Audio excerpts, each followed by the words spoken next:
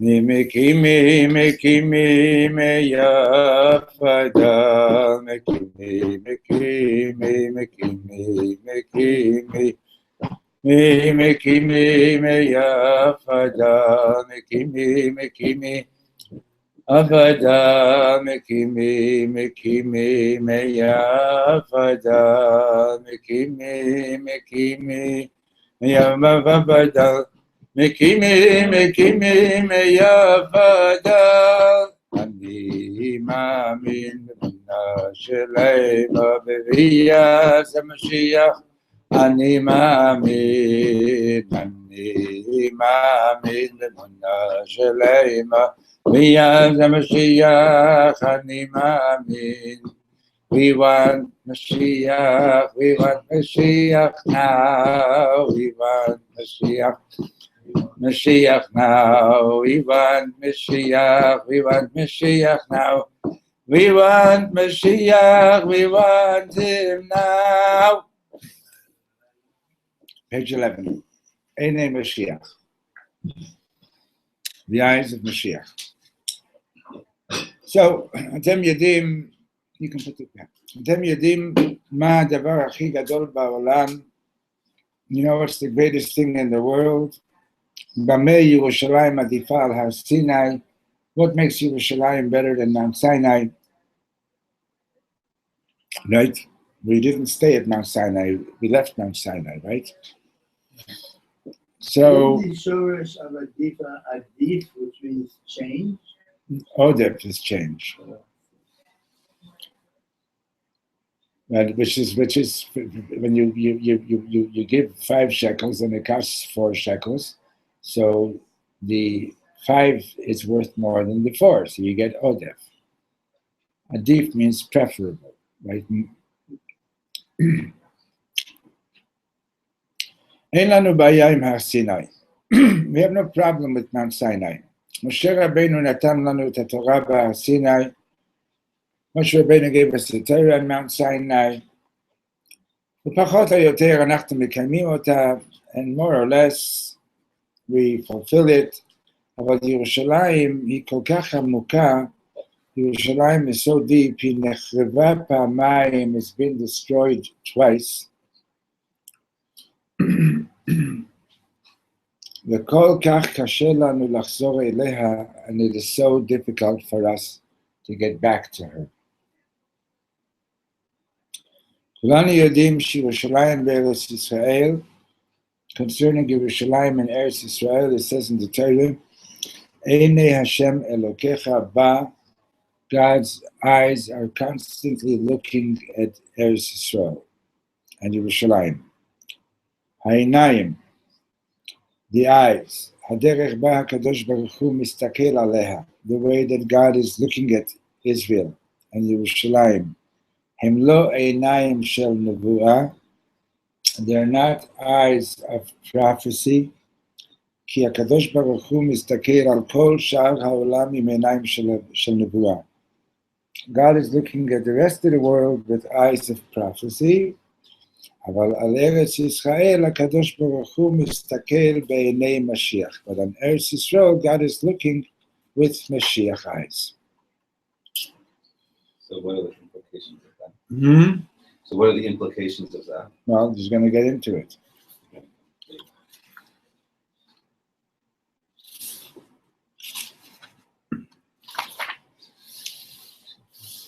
Okay, this is based on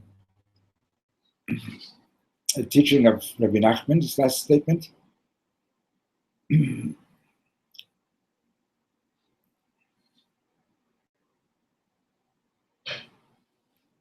Okay. Now, what is that supposed to mean? And what is Einei Nevuah? And what is Einei Mashiach? אני רוצה שתדעו משהו.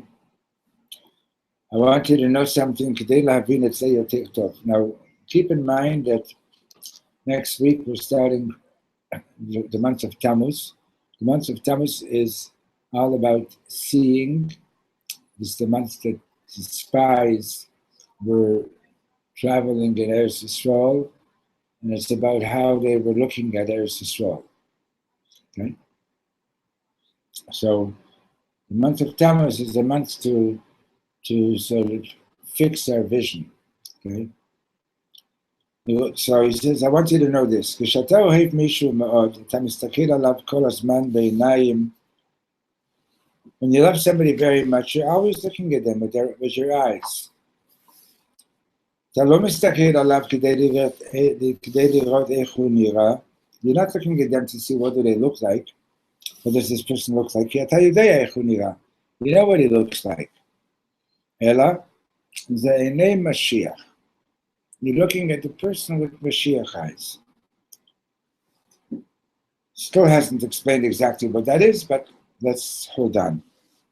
נבואה היא כשאני רוצה לדעת מי אתה.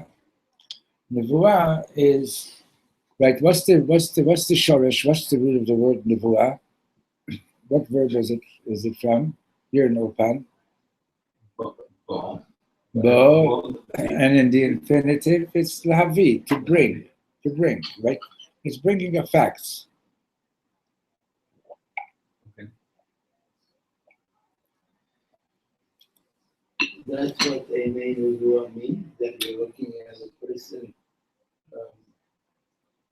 factually, like That's what Rav Shlomo is saying, yeah.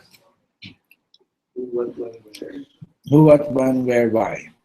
Whatever, And yeah. Mashiach is more. Right, he'll get to Mashiach in it. Right? נבואה כשאני רוצה לדעת מי אתה. Prophetic information is, I want to know who are you, מה אתה, what are you, איפה אתה, where are you. אני מחפש בך אינפורמציה. I'm looking for information. נביא ממש יכול להגיד לך מה תעשה בשנת 2005, בראש השנה. A prophet can tell you what you're going to do in the year 2005. On Rosh Hashanah. בעיני Mashiach, whereas with Mashiach eyes, אני לא רואה משהו שלא ראיתי קודם. I'm not seeing anything that I haven't seen before. אני רק מסתכל עליך, I'm just looking at you. Right? הדרך בה הקדוש ברוך הוא מסתכל על ארץ ישראל, the way God looks at Israel, היא לא שהוא רוצה לראות איך היא נראית. He's not looking at Israel to see what does she look like, אלא שהוא לא יכול להוריד את העיניים, הוא לא יכול להפסיק להסתכל. He can't take his eyes off. He can't stop looking at Eretz Israel. So this is something like what you were saying before, right? Now, this is more emotional attachment. Says Rav Shlomo, page 12.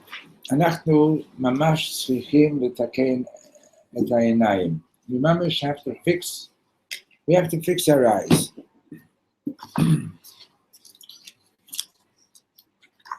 Meaning what? He's going to explain. Like, what are we really looking at? What are we wanting to perceive in a person when we look at somebody? Right. How are you looking at them? And right? When you're looking for information, what is your concern? You really want to know, is this guy going to boss me around? Am I going to boss them around? Are they going to manipulate me? Am I going to manipulate them? Can I sell them my car? Can I buy their house? And things like that, right? It's just facts. It's not about relationship. So when you go down to the hotel, you're not looking at a wall with stones. You're looking at the importance of the hotel and what it means and where you fit into. I didn't do that. Okay, so he says, אנחנו ממש צריכים לתקן את העיניים, לא להסתכל על העולם, על יהודים עם עיני נבואה. We need to fix our eyes, not to look at the world or at our fellow Jews with prophetic eyes, כי לפי עיני נבואה, because with עיני נבואה, כאשר אני רואה שיהודי לא מתנהג בסדר, because then when I see a Jew who's not behaving properly, זה אומר שכלפי התורה הוא לא בסדר. That means according to the Torah he's not בסדר. אבל לפי עיני משיח זה משהו אחר. But with Mashiach is that something else. אני רוצה שתדעו, he still hasn't explained exactly what that means, but we'll get to it. אני רוצה שתדעו, בעלי הברית עם הקדוש ברוך הוא הם אברהם אבינו, so the people who are in a special covenant with God is Avraham Avinu ופנחס, שהוא נשמת אליהו הנביא, and also Pinchas says in the Torah, right, Hashem says, הנני נותן לו בריתי שלום, giving him a covenant of peace, and Pinchas is the soul of Eliyahu Hanavi. Pinchas הוא הנני נותן לו בריתי שלום. אברהם אבינו הוא להכניסו בבריתו של אברהם אבינו. So, by Pinchas, the word brit is used. I'm giving him my covenant of shalom. And by Avraham Avinu, the word of brit is used when we make a brit milah. We say להכניסו בבריתו של אברהם אבינו. That we're making a brachit and bringing the child into the covenant of Avraham Avinu. בלי להתעסק בעומק העניין, without going into the depth of it, אברהם אבינו הוא בבחינת הארץ אשר הרקע. Avraham Avinu, Hashem says to him, go to the land which I will show you. אצל אברהם אבינו, ברגע שאתה נכנס לברית עם השם, יש לך עיניים אחרות. So he's giving a poetic interpretation of these words here. Right, Hashem says to Avraham Avinu, go to the land that I will show you. Right? So the push-up shot means, I'm going to show you a particular land, and that's where you're going to go there, right? But what he's saying is that go to the land, and in this land I will give you new vision. I will do something about the way you see things. Right? So, as soon as you go into a covenant with God, as soon as you enter into the covenant with God, you have different eyes. Lo einei nevuah, ela einei Moshiach. But rather, instead of prophetic eyes, instead of eyes that look at facts, you have Moshiach eyes. Einei Avraham Avinu. Those are Avraham Avinu's eyes. אתם יודעים מה העניין של אברהם אבינו? You know what Avraham Avinu is about? You know what it means to have Mashiach eyes? Avraham Avinu מסתכל על סדום. Take for example the famous story. Avraham Avinu is looking at the city of Sodom. אתם יודעים מה הוא רואה כשהוא מסתכל על סדום? You know what he sees when he's looking at Sodom? הוא לא רואה את סדום. He doesn't see Sodom, he sees that King David is coming from this city, right? Because Lot and his two daughters were saved from there, right? Ruth is a descendant from that, and then King David is a descendant from Ruth. So אם היינו שואלים את אברהם אבינו, למה הוא התפלל כל כך הרבה על סדום? So if we would ask Avraham Avinu, why are you praying so much for Sodom? It's a corrupt society. He would answer because David HaMelech is going to be coming from here. Right? Now, the question that you might want to be asking is, well, isn't that prophecy? That he sees King David coming from Sodom? Right? Why is that not prophecy, right?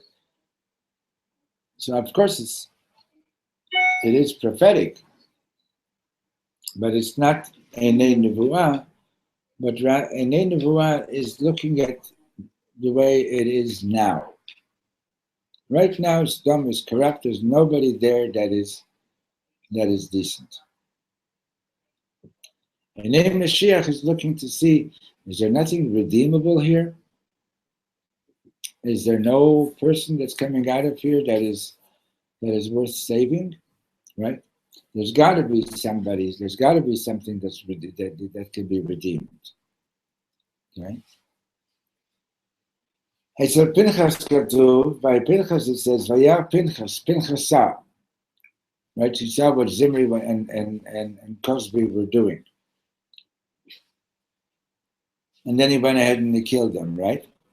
Rabbeinu HaKadosh Mishbitzer Omer, so the Ishbitzer says, Atem yodim ma Pinchas ra'a?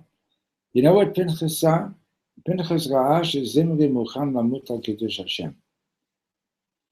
Pinchas saw that Zimri was ready to die al kiddush Hashem.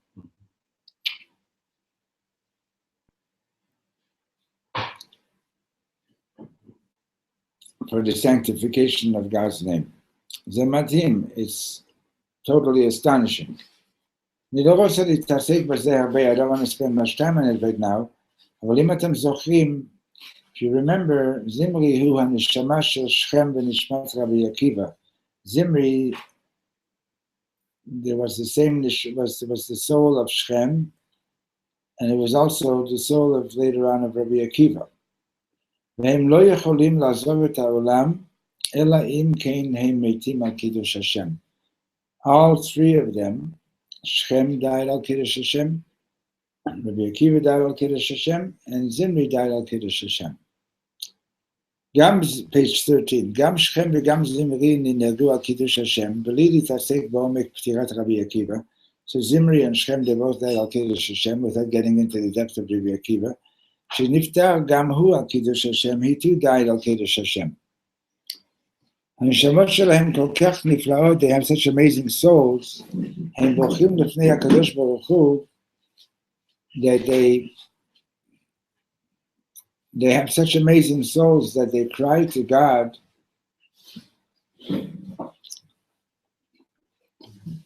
they cry to God, and they say, here's a book.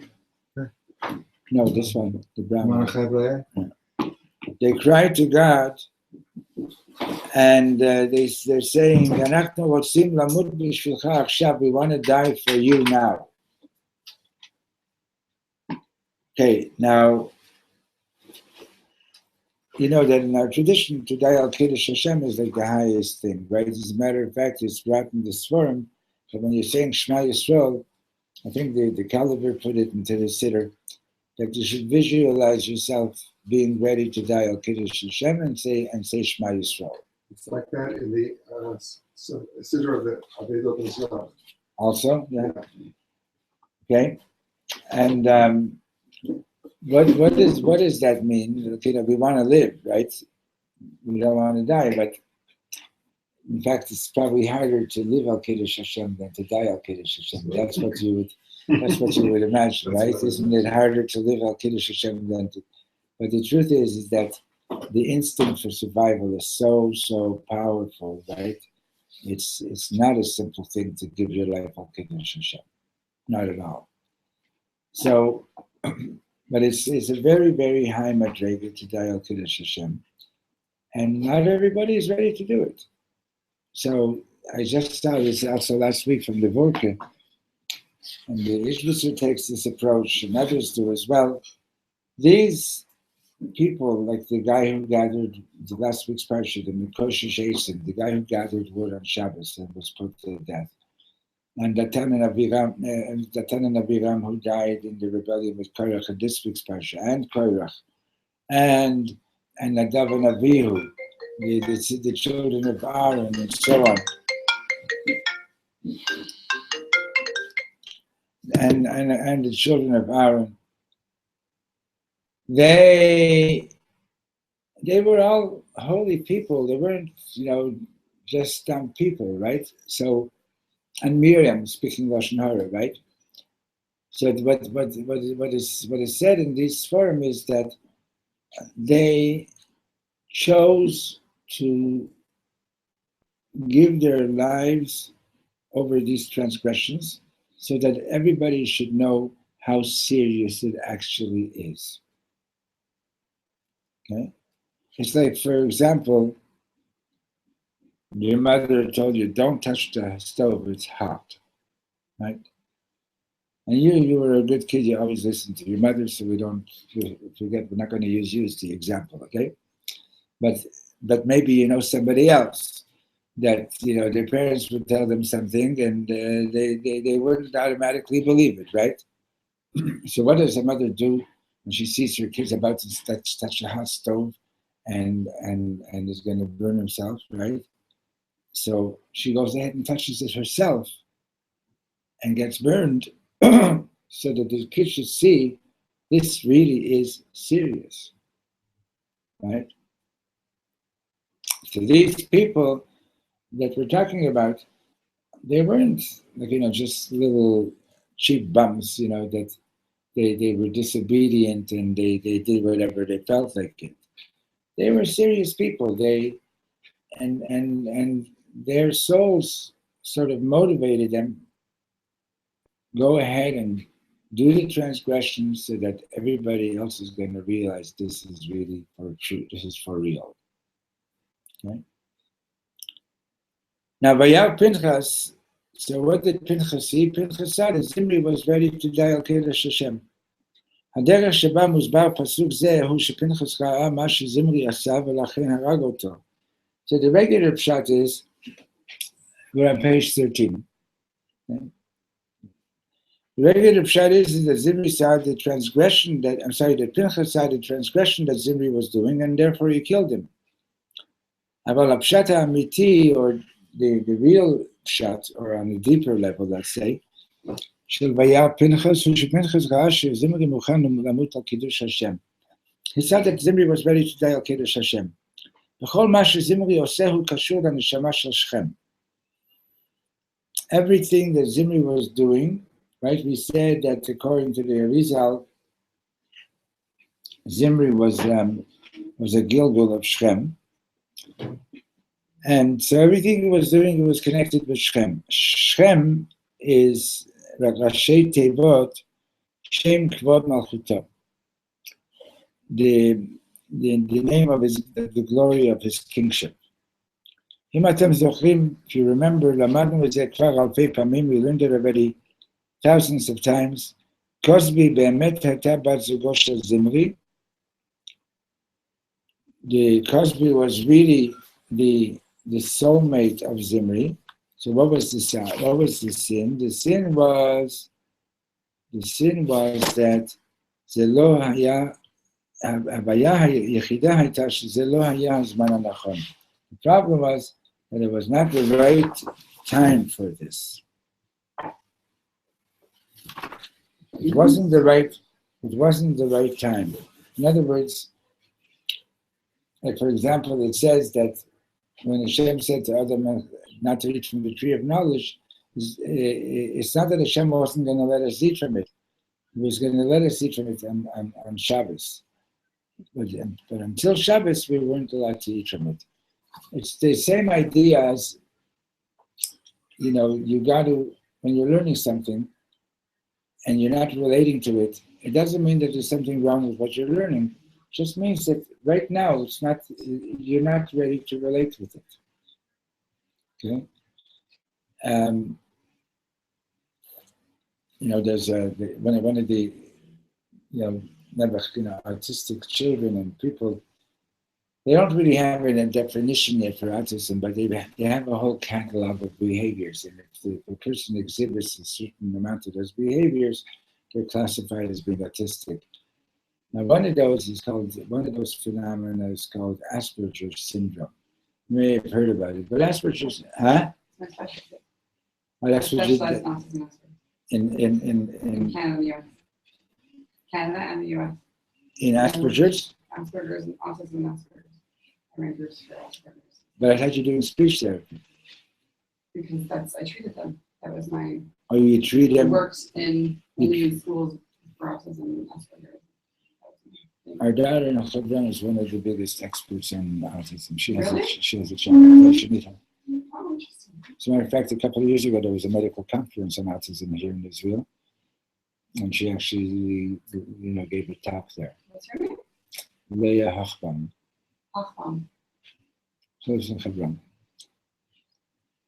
So the problem with Asperger's, so you can correct me if I'm wrong, Tova.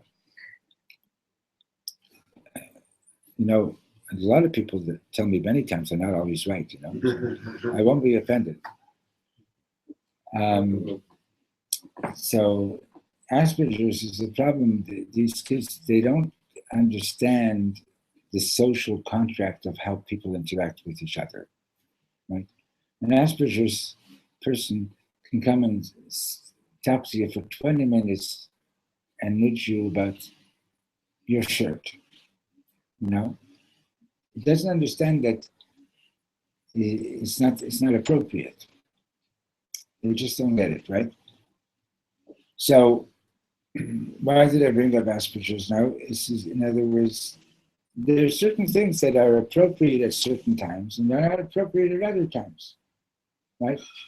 So Zimri and Cosby, we say that they were really soulmates. Okay, so then what was the sin? It was not for now.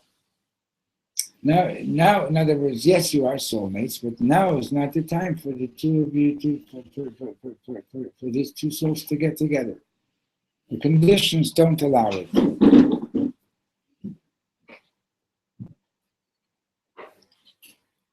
Okay, the conditions don't allow it right now. Do we have another book? No, that's not the same.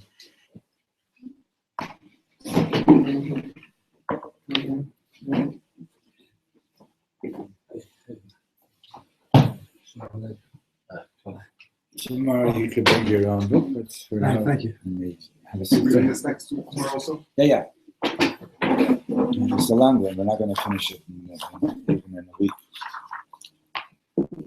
Okay, so page 13. So he says like this, אני רוצה להגיד לכם גוואלד תורה. I want to tell you, it's in the middle of the page on 13. I want to tell you an awesome teaching. תדעו, you should know, כאשר הגיעו בני גד ובני ראובן למשה רבנו, right, this is coming up in a couple of weeks at the end of Bamidbar, that the children of Gad and Reuben approached Moshe Rabbeinu and they wanted to stay on the other side of Jordan. Moshe התעצבן. Moshe Rabbeinu got really upset. באיזו רמה Moshe התעצבן?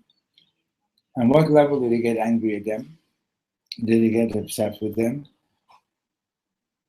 He הסתכל עליהם עם עיני נבואה. He was looking at them with prophetic eyes. ולכן כעס, and that's why he got angry. אתם יודעים מה קרה אחרי המעשה עם בני גד ובני ראובן? What happened afterwards is Moshe Rabbeinu קיבל עיני משיח, Moshe Rabbeinu then got Mashiach eyes. כשהקדוש ברוך הוא אמר למשה לעלות ולראות את הארץ, when Hashem says to Moshe Rabbeinu to ascend the mountain to look at the land of Israel, הוא לא צריך לעלות כדי לראות. He doesn't have to go up, take an elevator to go up high to see the land. הרי הוא יכול לעמוד איפה שהוא רוצה ולראות את הכל. Moshe Rabbeinu was such a big prophet, he could stand wherever he was and see everything. Ela. But the pshat is that HaKadosh Baruch Hu amar Moshe, Hashem said to Moshe Rabbeinu, אני אתן לך עיני משיח, I'm going to give you Mashiach eyes now. בפרשה האחרונה, the last parsha of Bamidbar, גוואלד משה רבנו אומר לבנות צלפחד, Moshe Rabbeinu says to the daughters of צלפחד, אני מברך אתכן שתמצאו את בני זוגכן, I'm blessing you to find your soulmates. אני רוצה שתדעו משהו ממש עמוק, I want you to know something very special, very deep. למצוא בן זוג זה לא קשור לנבואה בכלל, to find your soulmate is not a matter of factual information. זה הרבה יותר עמוק מנבואה, it's much deeper than prophecy. אתה ממש צריך עיני משיח, you have to have Mashiach eyes to find your soulmate. משה רבנו נתן לבנות צלפחד, page 14, so Moshe Rabbeinu gave the daughters of Tzlopchad, he gave them עיני משיח, Mashiach eyes. וזה הדבר האחרון שמשה עשה בשבילנו, that's the last thing that Moshe Rabbeinu did for us.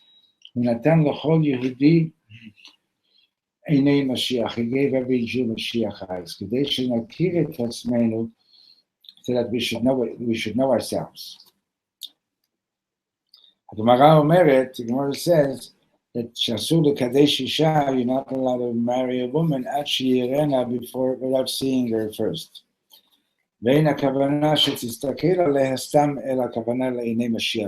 doesn't mean stand that you should stand look at her, but rather you have to have Moshiach eyes. Nicole, can I tell you a joke? Only if it's funny. This guy in Borough Park, this man comes home in Borough Park, this Haredi neighborhood. He says to his son, Mazel Tov. She says, why? She says, you're a chosn. He says, with who? He smacks him. He says, Shaygis, it's not your business. That's not a joke. It's not a joke, I know. You don't have to know. Anyway. Seeing is very hard. Going back. Wait. Going back. 1 second. In other words, hold on. There are communities where the parents do the shidduchim. So the extreme of it is that the guy doesn't even see the kala until after the chuppah. But the fact is the Gemara says you have to see your bride before you're not allowed to marry somebody without seeing her first. Okay? So what's the idea? The idea is that what's just seeing her. So show me a picture. I have to see her. But what Shlomo is saying is no, that you got to see her with Moshiach eyes. The picture doesn't work. You have to actually see it. You have to, yeah. Yes, Michal. But you can get engaged without seeing each other. That's parents to do the engagement. But before the chuppah, before the badekin, the chosn has to take a good look at the kala. What he's saying reminds me of his story of the Holy Al-Shesh, where The who? the Al-Shesh. Al-Sheikh? Al-Sheikh. Al-Sheikh, yeah. That I think like his first wife died anyway. He's studying. So Al-Sheikh is like studying late at night, and I think it's his wife. Yeah, his wife, or it wasn't his wife before. That's right. First wife. That's right. His first wife had died. Then a woman like it is like, kind of takes care of him, and she brings not 1 but 2 cups of tea because she can see that Eliyahu is there. See what? Yeah, he was sitting and learning with Eliyahu and Abiyah. That's good. Okay, so let's go back to it. So Rav Shlomo says, Madua Eretz Yisrael hukma al yidei chilonim. And I'm sure that he didn't use the word chilonim, but whoever translated it using that word. So why was Eretz Yisrael built or re-established by non-religious Jews? Ki hatikun shel Eretz Yisrael, because the fixing of Eretz Yisrael is nistakil aleha in neinei Moshiach. The fixing of Eretz Yisrael is that we have to look at it with Moshiach eyes. כאשר אני רואה יהודי בבאר שבע בונה את ביתו ביום הכיפורים, when I see a Jew building his house on Yom Kippur in באר שבע, ברור לי שאני לא מכיר אותו. It's clear to me that I don't know him. מה אני יודע עליו? What do I know about this person? אמנם, however, לפי הנבואה, but with prophecy eyes, as factual facts, Ma'asav Chaim, what he's doing is bad. Kol HaYehudim shayu neged Rav Kook, all the Jews who were against Rav Kook. Ramah shel Nevuah, on the level of Nevuah, Hein Tzadku, b'mei achuz, they were 100% right. Aval Rav Kook hayu einei Mashiach. I don't know if you're familiar with what he's talking about. What Rav Shlomo is referring to. Rav Kook, if you think that the divide between the religious and the secular is big now, it was fierce back then. It was literally fierce, and Rav Kook was the chief rabbi of Israel, and he would go to the non-religious kibbutzim, and he would speak with the people, and he appreciated what they're doing, and so on. Didn't agree with everything, but he appreciated them, and the Haredi community was very, very upset with Rav Kook over this. Right? How could you be doing this? How could you, they're desecrating Shabbos are desecrating Yom Kippur. And we're not talking about them like, people who didn't know what you're not supposed to do on Yom Kippur. They grew up in good Jewish homes, and many of them were quite educated and so on. They knew what they're doing. They knew what it's about and so on. And it was part of their rebellion. So but Rav Kook saw that still he saw that they're building Israel.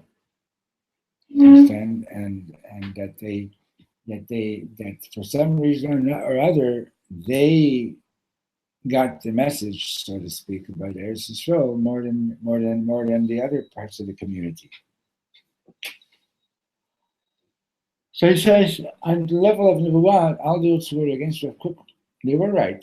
But Rav Kook hayu enei Moshiach. We're in the second line of that paragraph. Mamash brought something down from above for all of us. Look at the whole world with Mashiach eyes. Right? He not only was talking about Israel, he was talking about the world. Rav Kook is the first one talking about the whole world as a one big group.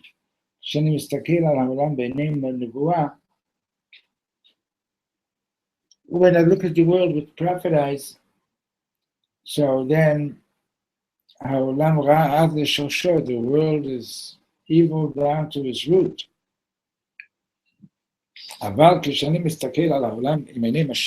I look at the world with Mashiach eyes,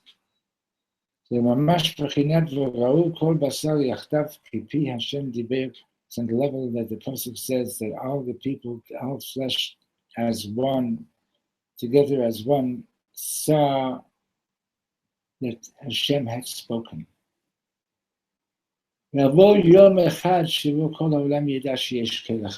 to come a day where everybody's going to know that there's one God. Right? That's a name Mashiach. That's a prophet who said that, though. Zechariah said that. Seder. Still making a distinction between a Nebuah and a name Mashiach. A name Mashiach is to be able to see a corrupt city like Sodom and to see, wait a minute, King David, right?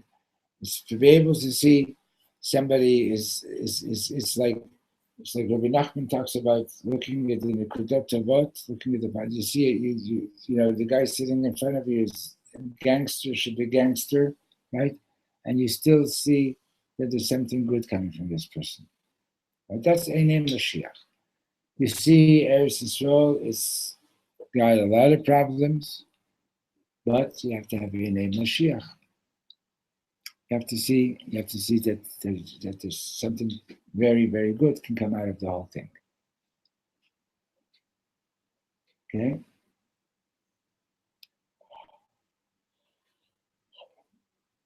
So, אני רוצה שתדעו שנשארו רק כמה ימים ספורים לתקן את עיני משיח, שניתן משהו מזה. I want you to know there's only a few days left to fix our Mashiach eyes. But we should have a taste of it. ובמיוחד בארץ ישראל, and especially in Eretz Israel, concerning which it says, Haaretz asher areka, the land which I will show you. כי עיני משיח הם רק בארץ ישראל. Because Mashiach eyes is only in Eretz Israel. Haaretz asher areka, the land which I'm going to show you. Right? Hashem gives Abraham Avinu new eyes in Eretz Israel. כי עיני משיח הם רק בארץ ישראל. The Mashiach eyes are only in Israel. הקדוש ברוך הוא אומר לאברהם אבינו, השם says to Abraham Avinu, אני רוצה לתת לך עיני משיח. I want to give you Mashiach eyes. אבל אתה צריך ללכת לארץ ישראל, but you have to get to ארץ ישראל כדי לקבל אותם in order to receive them. אני לא יכול לתת לך אותם בחוץ לארץ. I can't give it to you בחוץ לארץ. אני יכול לתת לך נבואה בכל מקום. I can give you prophecy everywhere. Huh? I can give you prophecy every place, yeah. everywhere, right? But, אבל כדי לקבל עיני משיח, but for Moshiach eyes, אתה צריך להיות דווקא בארץ ישראל, you have to be specifically in the land of Israel. הדבר הכי עצוב, page 15, the saddest thing is, כשאתה נמצא בארץ ישראל, is when you're in Israel, ואתה לא מסתכל עם עיני משיח, and you're not looking with Moshiach eyes, זה סוף העולם. That's the end. זה היה הפגם של המרגלים. That was the big problem of the spies, is that they were in Eretz Yisrael and they were looking with עיני נבואה. Okay? So,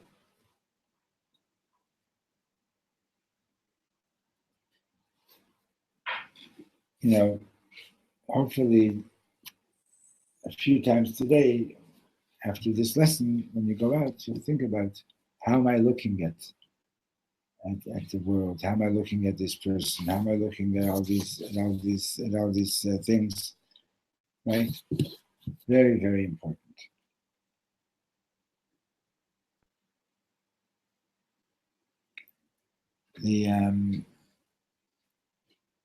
There's examples of this issue all over the place. Right? You've heard of Ayin Hara, right? Ayin Hara, right? Everyone says Kanei Hara, which is really Ayin Hara, right? And actually have the Sefer upstairs. I haven't read it, but it's all about Ayin Hara. And years ago, I don't know if anybody here knows Gedalia Gurdfein. Actually, I don't know where I have it upstairs, but he actually just two professionally recorded tapes. Remember tapes before the what was the other one? The eight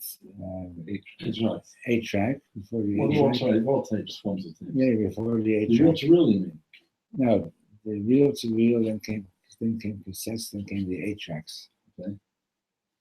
Okay. Anyway, so Gedalia Gurdfein has a set of two cassettes on Ayin Hara. I actually asked him about it once. Is it just superstition, Ayin Hara, or is there some reality to it? And he says there is reality to it, believe it or not. The Talmud makes a statement that way up in the 90% of illnesses are the result of Lashon Hara. Can you prove this? I don't know. I'm just saying it's a statement that's made by the holy rabbis. Oh, okay. Okay. The power is the word. There's tremendous power in your vision, in the way you see. Rav Nachman says, if you look at the negative, you're arousing the negative. If you look at the positive, you're arousing the positive. There's tremendous power in vision. I think I told you the story already once. We'll end up with the story, but even if you heard it, I remember the very first night that I was learning this teaching of a Zamra back in Montreal, and it was like the end of this is like early 90s, maybe 1990, 1991. And I'm sitting and learning Rav Nachman. I never had learned much of it yet. I still have a lot to learn. And I'm reading a Zamra, and Rav Nachman is saying that whatever it is that you're focusing on in the other person, that's what, so to speak, that's the part of the person that that's the aspect of the person that begins to vibrate. If you're focusing on something positive in someone, the way Rav Nachman puts it, is you are putting them into a positive space. You focus on something negative, you're putting them into a negative space. Now I'm sitting there and reading this and I'm thinking, what is this? Some kind of magic? You've got a remote control in your eyes, right?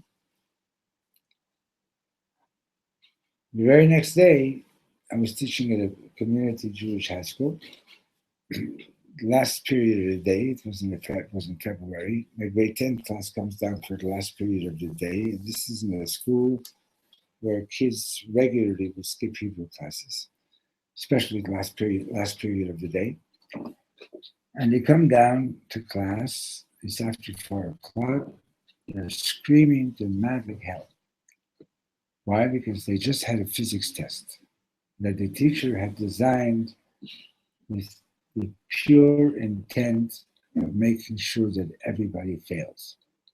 She was out to take revenge on them for something that happened, and she made a test that everybody failed.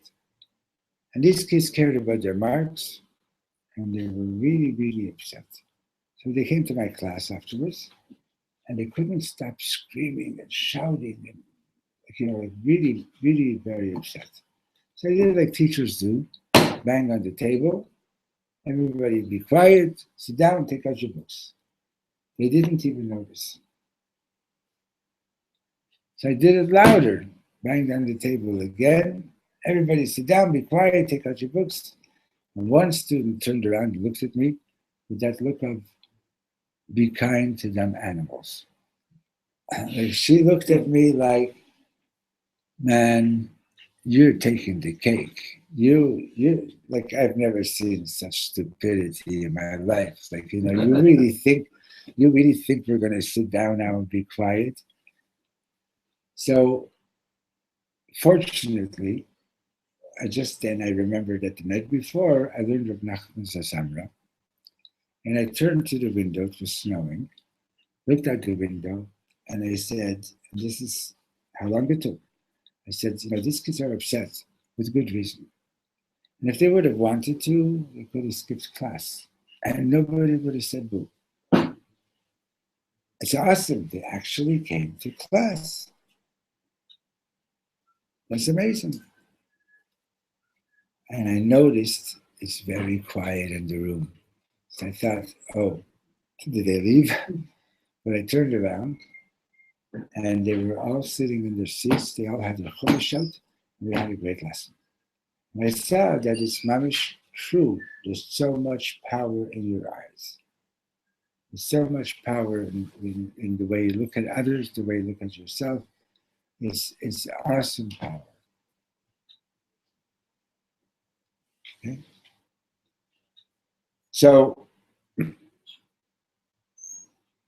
Is Zamra a book by Nachman? it's one of the teachings of Nachman.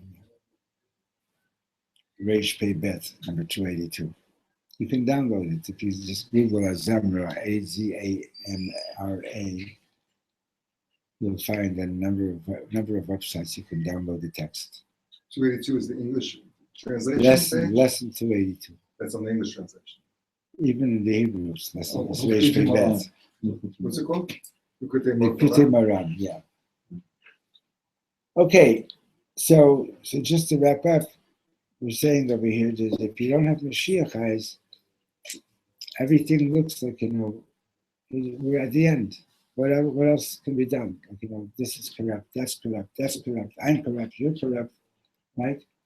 So what are we doing? We're all just playing this, the one big corruption game, like what are we doing? So a Yid has to have an Moshiach, that all this is leading to a day that's going to be all good and that's going to be all beautiful, etc. Amen. Okay, so please remember where we stopped. On page 15, right? Okay, so we'll continue, Mr. Shem, tomorrow. Right. Thank you. Next time, you want to do Wednesday, or what do you think?